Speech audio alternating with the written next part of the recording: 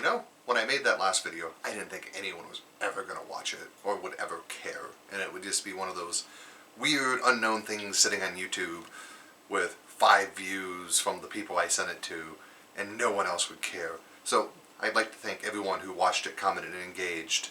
And I hope that I was able to help some of you. This video is going to be a follow-up to that one. And then after that, hopefully going to start moving on to some other content, because while driver issues aren't going away, no matter who you use, AMD, NVIDIA, or if Intel ever decides that they want to sell to consumers Intel graphics cards. In the years I've been doing this, I've had issues with all of them. So I'm not expecting driver issues to stop, but where needed, I'll try to cover, you know, the little things that you have to do to make life a little bit easier. You know, my game rig runs an AMD card, my workstation runs NVIDIA. As soon as I can buy one, I will have one of the new Z graphics cards from Intel, because there's some interesting things with VTG that I really want to mess with in virtualizing desktops. And it seems like a good solution. So thanks again to everyone who watched, liked, and commented. You know, that really does a lot. If there's any topics you want to see me cover, go ahead and drop them down in the comments of this video, and, you know, I'll hit what I can. You know, I'm one person with a hoard of technology sitting in my basement that's bored. So, yeah, look forward to hear ideas. I have, you know, so I recently just picked up an ARM Mini because, well, I'm a sucker for things that are different, and, you know, I'm one of the people who believes that ARM is going to be the next big thing in personal computing. So, and the Mac Mini and the Apple M1, no matter what you feel about Apple, is probably the most mature way, or the most, maybe not mature, the best way to get ARM on a consumer desktop right now in a way that's functionable and usable to start playing with the ecosystem. Yes, I will be putting Linux on it, and yes, I will be running VMs, and my plan is to make it my daily driver for the next few weeks and just kind of see what I trip over and how it feels compared to my normal workstation that's a Ryzen 9 3900X running Linux. So, it will be interesting. I am a long-time Mac user. I have a MacBook Pro. That's my personal laptop. So, it will be very interesting to see how those stack up. So, let's now go over into the AMD driver follow-up. A lot of questions about how you manage the card without the Adrenaline software. I've long been an MSI Afterburner user, so that's my choice. It's very, very, very, very, very likely that the OEM of your card has software to do that. So whatever you want to use is fine. At the end of the day, if you like Adrenaline, running DDU, the device driver uninstaller application from Girl 3D, I will link that again in the description, is really the key. This was standard operating procedure back in the XP and Vista days. 7 improved things mostly, so you only had to really do it in between hardware changes, and 10, well, you know, up until very recently, 10 was the most solid OS that, Windows 10 was the most solid OS that Microsoft ever put out, and it kind of fell off my radar. I was talking to someone with AMD contacts this spring and complaining about my driver issues with the 5700 XT and just Navi in general, and they went, well, AMD knows, they want to fix it, and they think they have. Run DDU in safe mode and reinstall and see what happens. And that was kind of the start of my card behaving really well.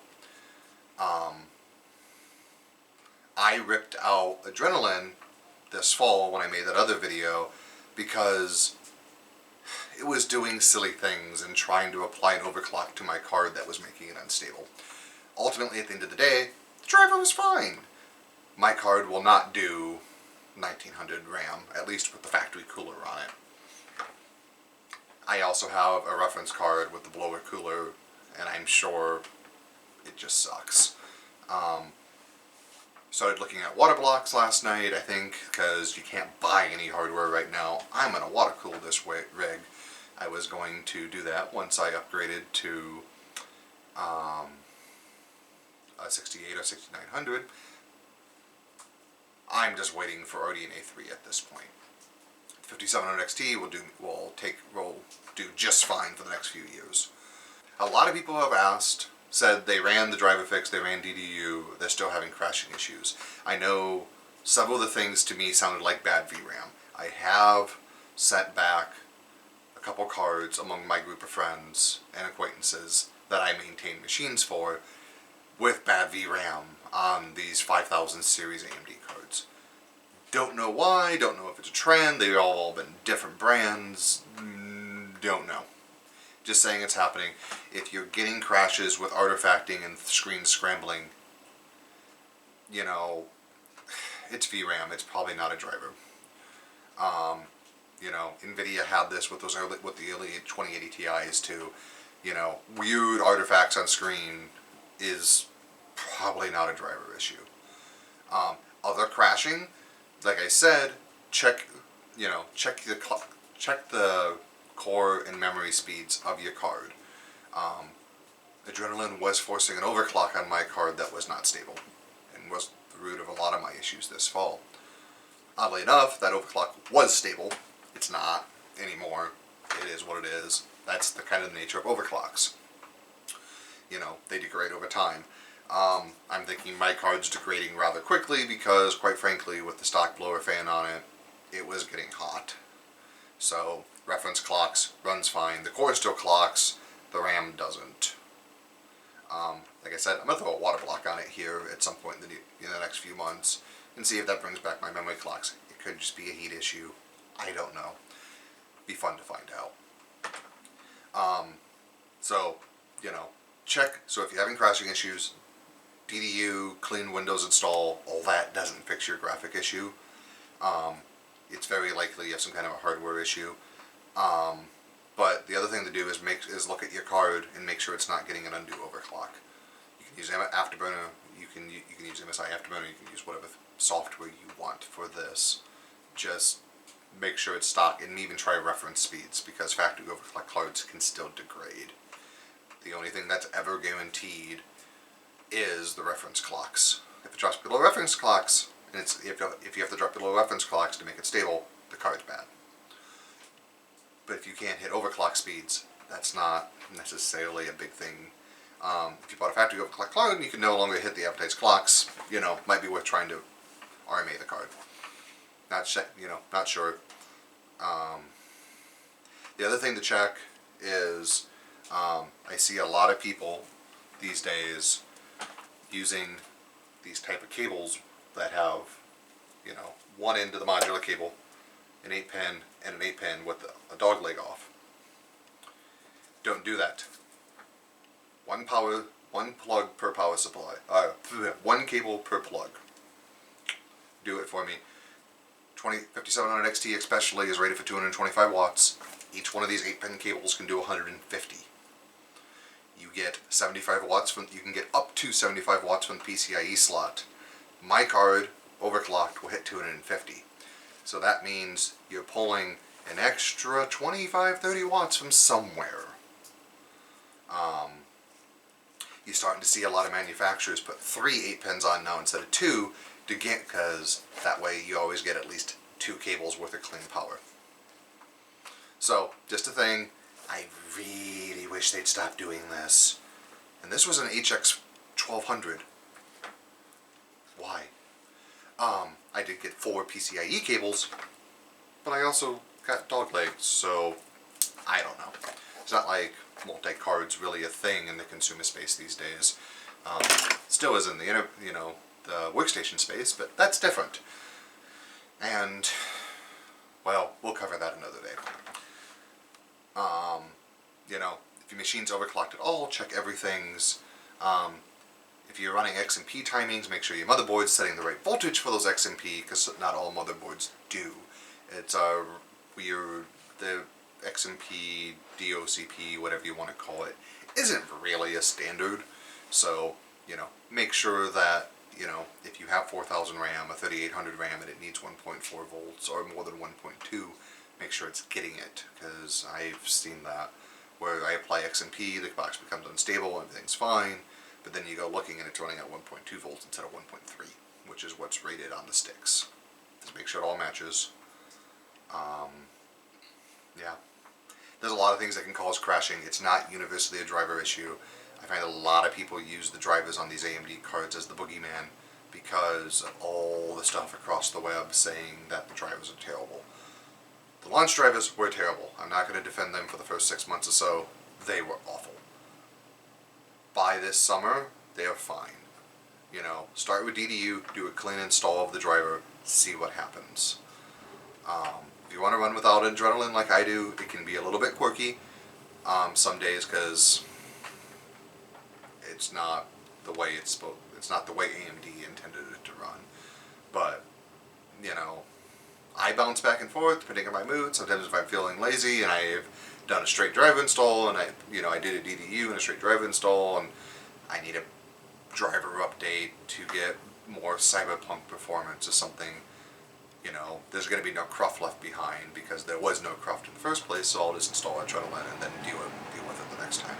It's all on how you want to do it. There's many, many ways to do it. At the end of the day, if the box run is stable and runs the way you want it to, there is no right answer. A lot of people ask about fan control. You know, like I said, if you really, you know, DDU is the key. I'm going to harp on this. The big key is every time you update a driver, safe mode, DDU, clean driver install. It really is the key. There were some questions on how to update the driver if you're not running the installer. It's the same way you install it the first time. You know, you go to Device Manager, display adapters, you select your card, you go update driver, browse my computer, you select your folder where it's at, and this is going to bring me to another question real quick, is some people said they couldn't find packages. There is a web installer that will detect your card and will download the driver that AMD thinks it's the best. It ends in web. When you download your driver, make sure that you go through the selection screen and you go, I have Windows X, I have Windows 10, I have this card, and download the driver, because that way you get the full driver and not the web installer. Again, nothing wrong with the web installer if you run DDU first and you have a clean install, but if you just want to install just the driver without adrenaline, make sure you have the full installer. Then you click OK. Next, it's going to tell me that I've already updated my driver because, well, I had my first pass through this video, it didn't work. And, well, sorry, I don't really want to do a clean Windows install just to kind of show you how to update the driver. You see the process. The only thing that really missed is the only thing that you didn't see is the screen blinking a bunch of times saying that the driver's updating and then telling you you have to reboot. But I think that's all for this quick little follow-up video. Look for more stuff coming from me. I'm going to try and get something out about once a week. I'm not going to promise. You know, I have a lot of hoops to jump through. I'm kind of doing this with junk I found in my basement. But I'm looking forward to it. I kind of enjoy sharing things and discussing technology with people. So look for the video on probably my impressions on the Mini. I bought an old Dell workstation that I'm trying to soup up because, well, they're cheap and you can buy them right now. So the question is, how good is it for your money? Should you buy it right now because, well, you can't buy anything else unless you're really, really lucky. I managed to get Ryzen 3000, Ryzen 5000. I can't get a graphics card to go with it. So, Ryzen 5000 with a 5700 XT.